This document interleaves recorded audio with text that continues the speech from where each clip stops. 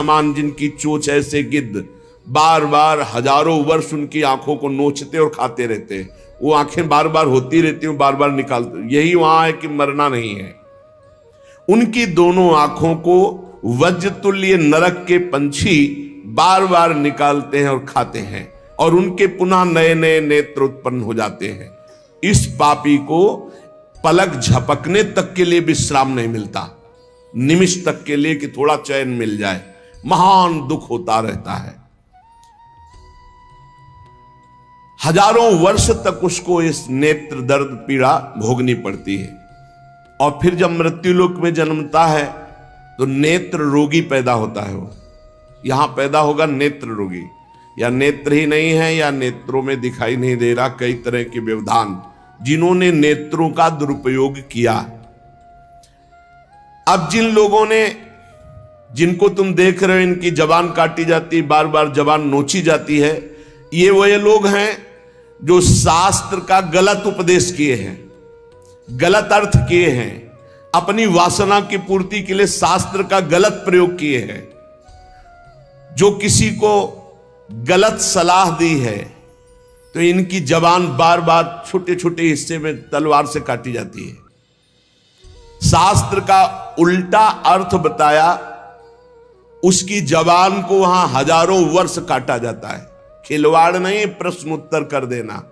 अगर आपका उत्तर गलत है तो आप नरक जाएंगे।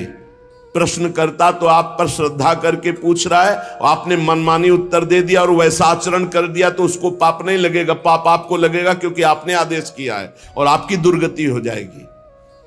इसीलिए अनाधिकारी को जब जनक जी महाराज विदेह राज ने पूछा, निमि जी ने नवयोगेश्वरों से कि मैंने यही प्रश्न कर्म के विषय में सनकादि से पूछा था, वो मौन थे, कोई उत्तर नहीं दिया, क्यों? तो बोले उस समय आपका ज्ञान जागृत नहीं हुआ था, आप उस समय अनाधिकारी थे, कर्म का बड़ा सूक्ष्म विषय होता है, इसीलिए मौन थे। ऐसा नहीं कि हर प्रश्न का उत्तर फटाक से दे दे, और वो गलत है अगर उत्तर तो शास्त्र सम्मत नहीं है तो उत्तर देने वाले को नरक का दंड मिलेगा, उसकी जबान हजारों वर्ष वहां काटी जाएगी।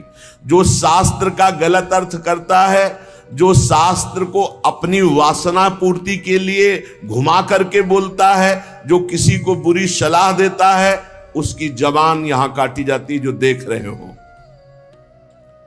और हे सुमति जी, जो वेद की निंदा करते हैं, देवताओं की निंदा करते हैं, संतों की निंदा करते हैं, वैष्णव की निंदा करते हैं, गुरु की निंदा करते हैं, गुरु पर दोष दृष्टि करते हैं, गुरु को वक्र दृष्टि से देखते हैं, क्रोध दृष्टि से, उन सब को यहां भयंकर वज्रतुल्य वाले जिनकी चोंच है, ऐसे पक्षी गिरा गिरा करके उनके अंगों को नोचते हैं, जबान, आंख और उनके शरीर के अंगों को। जितने निमेष तक उनके द्वारा ये जिह्वा जनित पाप हुआ है, उतने हजार वर्ष तक उनको पक्षी नोचते हैं। जो नराधम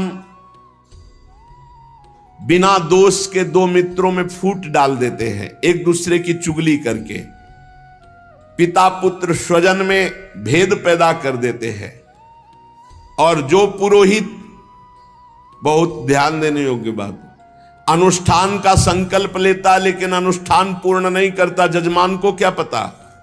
जो पुरोहित जजमान से नियत संख्या ले ली धन और अनुष्ठान पूरा नहीं किया, या जो अपनी माता और पिता का अपमान किया, जो अपनी शरणागत, अपने अर्धांग विराजमान पाणी ग्रहण की हुई पत्नी का विविध प्रकार से अपमान और शोषण किया, वो यहां आरे से चीरे जाते हैं हजारों वर्ष तक। दिखाया, देखो ये बीच आरे से आराम आराम से एक एक अंग चीरे जाते हैं।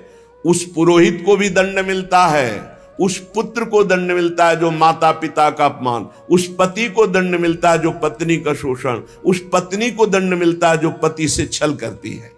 आप खुली आंख इनकी दुर्गति देख सकते हैं।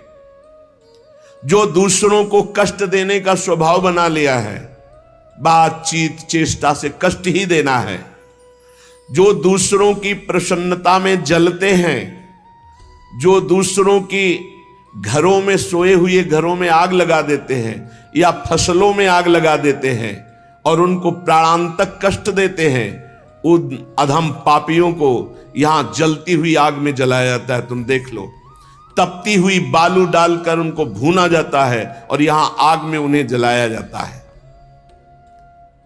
जो एक जगह निमंत्रण मिला, फिर दूसरी जगह निमंत्रण मिला, तो पहले निमंत्रण वाले को छोड़ करके दूसरे के यहां निमंत्रण पाकर फिर पहले वाले के यहां निमंत्रण पाने गया।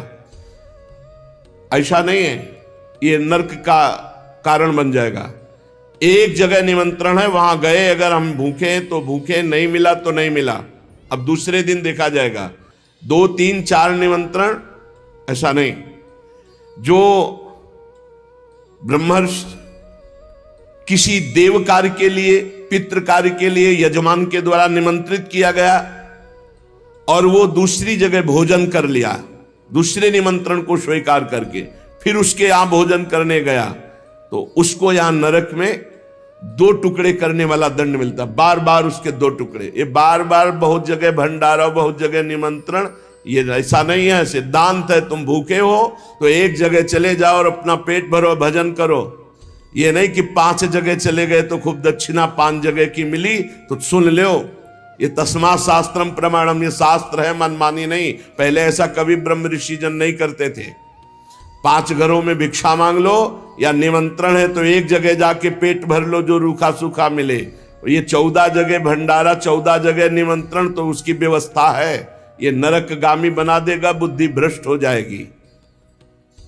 जो सदैव कड़वी बातें बोलकर लोगों के दिल पर चोट पहुंचाते रहते हैं। कुछ लोगों का ऐसा स्वभाव होता है, जब बोलेंगे तो हृदय की पीड़ा प्रकट हो ही जाए, ऐसा उनका है। ऐसे हैं, ऐसे हैं।